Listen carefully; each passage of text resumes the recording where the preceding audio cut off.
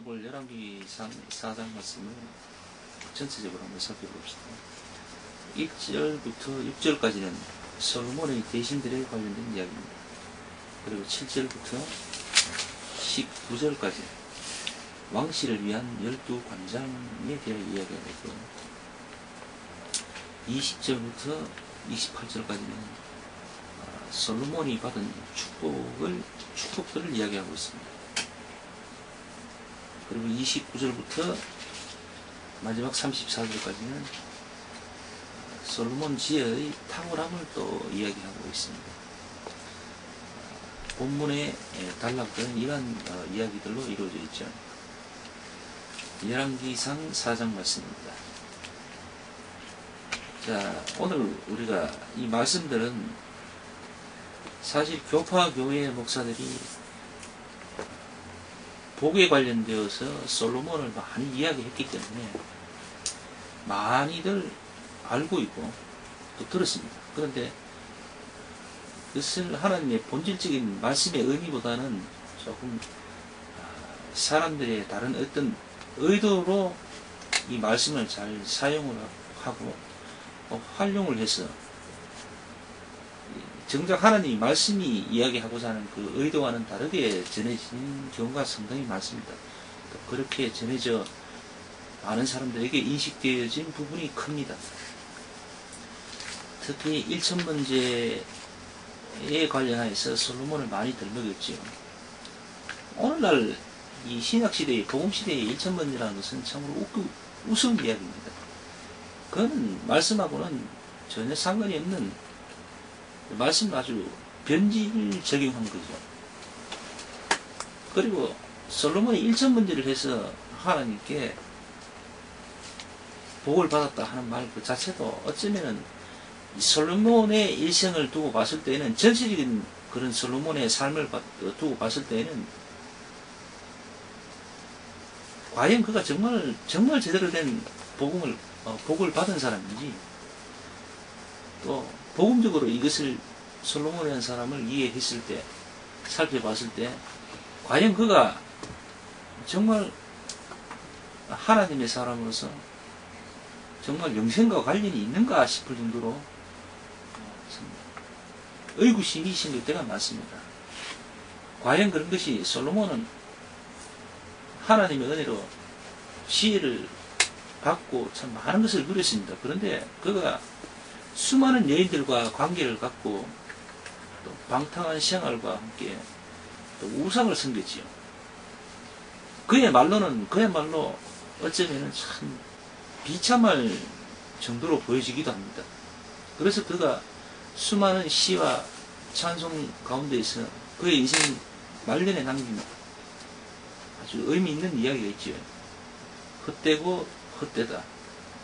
헛되고 헛되니 모든 것이 헛되다. 모든 것이 헛되다고 솔로몬은 이야기합니다. 그가 모든 것을 다 해보고 모든 것을 다 누려봤는데 죽음을 딱 눈앞에 두고 있으니까 아무런 의미가 없다는 거지요.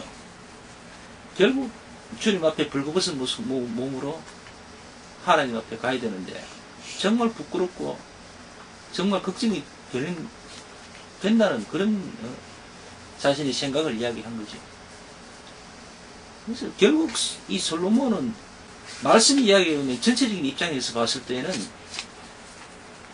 글쎄요, 어떤 경고적인 어떤 의미로 받아들이고 이해하는 것이 차라리 좀 더 지혜롭지 않나, 그렇게 생각을 해봅니다.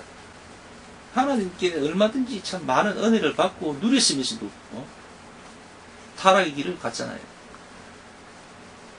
그래서 불행하게도 오늘날 그 이름을 가지고 일천번제 그 이름이 들먹거려지고 있는 형편이 아닙니까? 그래서 솔로몬이 부러운 것은 하나도 없습니다. 전혀 부러운 면이 없고요. 오히려 솔로몬 같은 삶보다는 차라리 가난하지만은, 차라리 좀 힘들고 어렵지만은, 그죠? 그런 삶이라 할지라도 우리 주님 예수 그리스도와 함께하는 삶, 하나님의 말씀을 살펴보면서 묵상할 수 있는 그런 삶, 차라리 그런 삶이 오히려 더 값지고 의미가 있지 않을까 그렇게 생각해 봅니다. 자, 그래서 오늘 하나님 말씀은 전체적으로 처음부터 끝까지 다 볼 수도 없지만 그렇게 보지도 않겠습니다. 그렇다고 해서 개인적인 생각을 가지고 요렇게 솔로몬을 포장해서 뭐 말로 이렇게 드러내 보일 생각도 없습니다. 단지 너무 많이 이 솔로몬에 관해서 이야기를 해왔었고 들었기 때문에 또 그것을 하나님의 뜻과는 좀 사뭇 다르게 들어왔기 때문에 오늘은 조금 지금까지 들어오지 못했던 그런 면을 한번 내서 한번 찾아볼까 해서 실제로 한번 말씀을 한번 살펴볼까 합니다. 11절 말씀과 15절 말씀이 먼저 눈에 들어옵니다. 솔로몬이 큰 나라를 이루고 강성대국이 되어서 나라를 어떻게 다스리는가 하면은 12명의 관장들을 세웁니다. 그래서 12개로 나눈 그 도를 관리하게 해서 그렇게 나라를 다스리는데, 근데 오늘 말씀 11절, 15절을 다시 한번 볼까요? 11절부터 제가 읽어드릴게요. 돌 높은 땅 온 지방에는 베라비나다이니 저는 솔로몬의 딸 다밧으로 아내를 삼았으며, 다음 15절입니다. 납달리에는 아히마아스니 저는 솔로몬의 딸 바스마스로 아내를 삼았으며, 이렇게 되어 있죠. 결국 이 말은 무슨 말인가 하면 12관장을 세웠는데 그 중 둘은 명확하게 말씀이 증거하시기를 솔로몬의 사위라고 이야기합니다. 결국 이 말씀을 살펴봤을 때에 이 솔로몬은 자기 나라의 주요 직책들을, 그러니까 자기 핏줄이나 자기가 직접 관련되고 가까운 사람, 그런 사람들을 세웠다는 거죠. 친족 관계가 이제 지어졌다는 겁니다. 나라 정치에. 사회도 그렇고, 나라 정치도 그렇고, 심지어는 일개 회사도 그렇습니다만, 친정체제가 구축되어서 가족끼리 이렇게 막 경영에 관련이 돼서 막 서로 이렇게 막 되는 그런 회사나 또는 나라들 이렇게 보면은 참 말이 많죠. 일단은 나라의 수반이나 또는 회사로 봤을 때에 오너가 관리하기는 정말 쉬울 겁니다. 자기 자식이나 사위나 이런 자기 식구들에게 명령 전달해서 어떤 일을 추진하는 데는 아주 쉽게 할 수는 있을 거예요. 잘 따라도 줄 거고. 그러나 거기에는 상당한 문제들이 발생하기가 참 쉽죠. 그리고 거기에 반발하는 사람들은 참 많을 겁니다. 또 아무래도 자기 식구들끼리 그렇게 하다 보면은 터무니없는 어떤 혜택이라든가 다른 사람들이 인정할 수 없는 그런 특혜들이 아무래도 오갈 수밖에 없겠죠. 그래서 참 이 지혜로운 솔로몬이 어떻게 그런 선택을 했는지는 모르겠습니다만, 그 당시에는 그것이 크게 별 문제가 되지 않고 그게 참 괜찮게 통용이 됐는가 봐요. 어쨌든 오늘날 우리의 입장에서 봤을 때는 이렇게 혈연관계나 친족관계가 정치에 관련돼서 이렇게 특혜 의혹이 막 불거지고 하면은 대단히 문제가 됩니다. 그래서 솔로몬이 그냥 마냥 좋게만 볼 수 없는 부분이 중에 하나이기도 하죠. 이 부분이. 그리고 오늘 그 솔로몬의 그 축복들이 20절부터 28절까지 쭉 거론되어 있는데, 그 중에 솔로몬이 솔로몬의 1인분 식물 이렇게 해서 22절 말씀을 제가 다시 한번 읽어드릴게요. 솔로몬의 1인분 식물은 가루 밀가루가 30석이고 굵은 밀가루가 60석이요. 이 23절 계속 이어집니다. 살찐 소가 10이요. 초장의 소가 20이요. 양이 100이며 그 외에 수사슴과 노루와 암사슴과 살찐 새들이었더라. 이렇게 되어 있죠. 이렇게 해서 쭉 이제 솔로몬의 받은 축복들 해서 20절부터 28절까지 쭉 이렇게 거론되어 있습니다.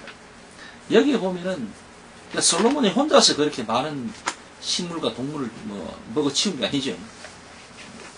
솔로몬이 당시 그 왕실에 관련돼서 있던 사람들이 약 한 5천 명이 된다고 추정들을 하고 있습니다. 5천 명이 이렇게 이제 하루 식사로 이렇게 많은 것들을 이제 취했다고 합니다. 그러니까 왕실 안에 5천 명을 두고서 이렇게 많은 식물과 동물을 취할 수 있다, 음식물을 취한다는 것은 그만큼 그 나라가 강대했다는 겁니다.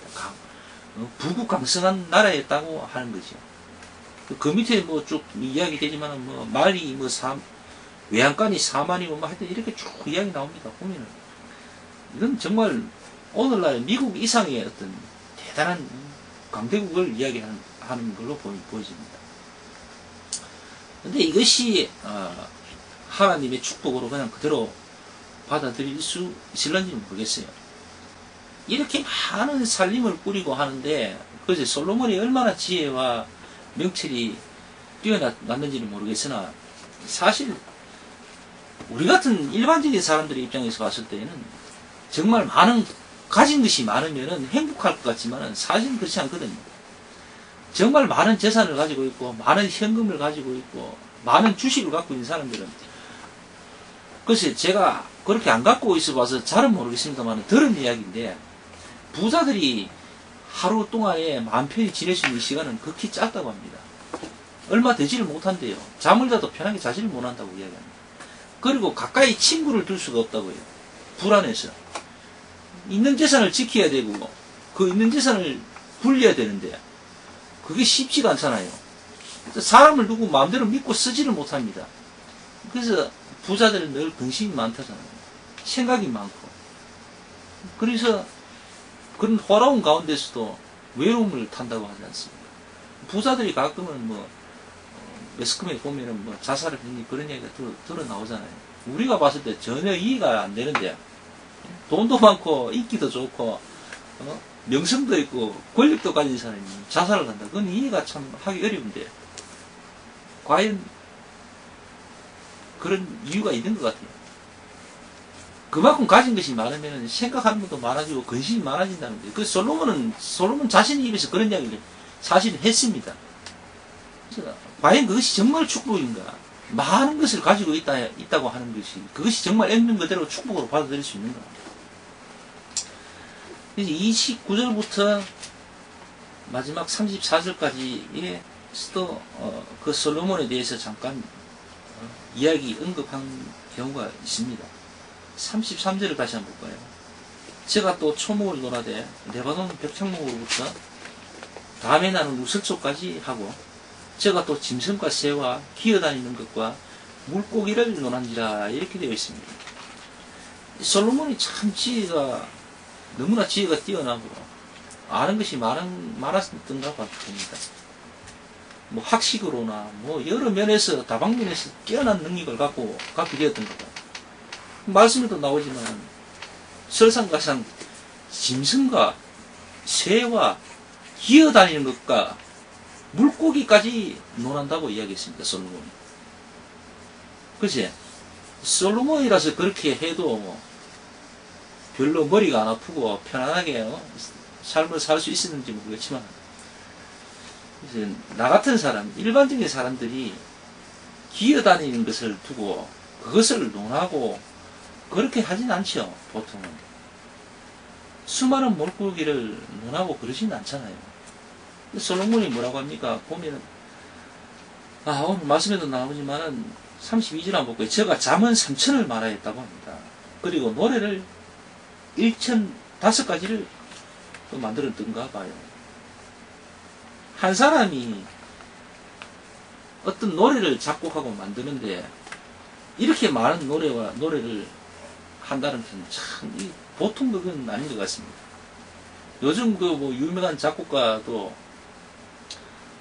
정말 제대로 된 노래를 이렇게 많이 만들었는지 모르겠습니다만 어쨌든 정말 힘들었을 것 같아요. 저 같은 경우는 노래 단 한 곡도 작곡가가 아니고 가수가 아니라서 그런지 모르도 한 곡도 만들지 않아도 만들고 싶은 생각도 없어요. 또 그럴만한 능력도 안 되고.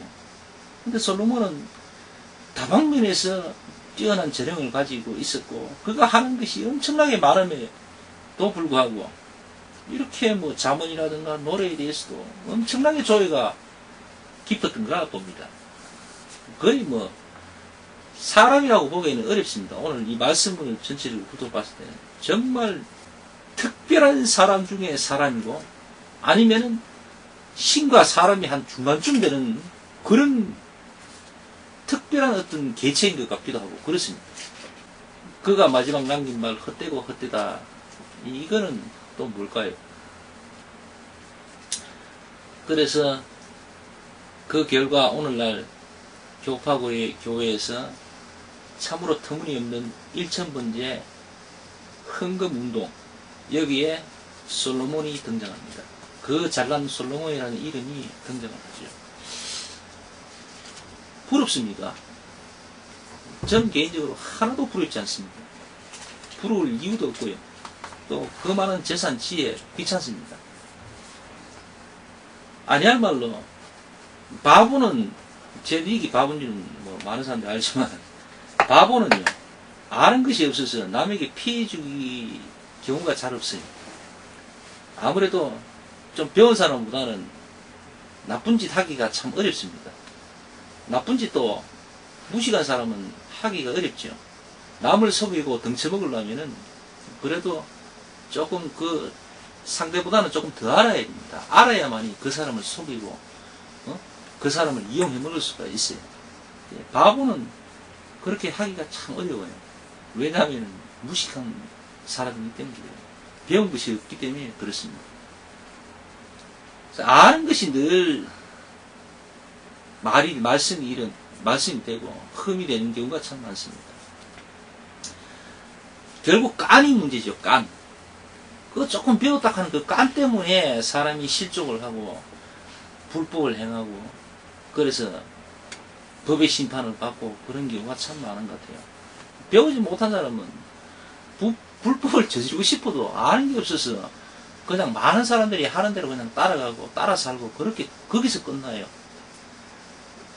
어느 게 좋은 건지 뭐 딱 부러지게 뭐 이거다 저거다 이야기할 수는 없겠지만은, 개인적으로 응원하기는 그렇게 조금 배운 사람이기보다는 조금 무식한 바보가 오히려 편하고 좋은 것 같아요.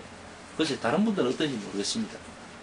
그래서 저 같은 경우는 솔로몬은 전혀 부럽지 않습니다. 특히 그가 타락하고 우상을 숭배하여서 참으로 엄청난 하나님의 마음을 상쾌한 그 점에 대해서는 정말 본받고 싶지도 않고 원하지 않습니다. 혹이라도 이 부족한 삶, 못난 삶 가운데서도 혹여 우상을 가까이 해서 하나님께 누가 되고 하나님의 마음을 상쾌할까, 사실은 그것이 참 걱정입니다. 그래서 쓸데없이 우리가 주저넘게 많은 것을 바라거나 또한 또 그런 것을 마음에 두고 원하는 바가 되면은 오히려 자신의 인생이, 짧은 인생이 참으로 비참해지고 힘들어진다는 것. 결론은 그건 것 같아요. 그래서 자기 안에 오신 주님만을 만족하면서 감사하면서 내게 주어진 형편과 모든 상황들과 여건들이 곧 하나님의 은혜인 줄 알고 거기에서 만족하고 살아가는 저와 우리 모두가 되었으면 하는 바람입니다. 오늘 말씀 여기까지 합시다.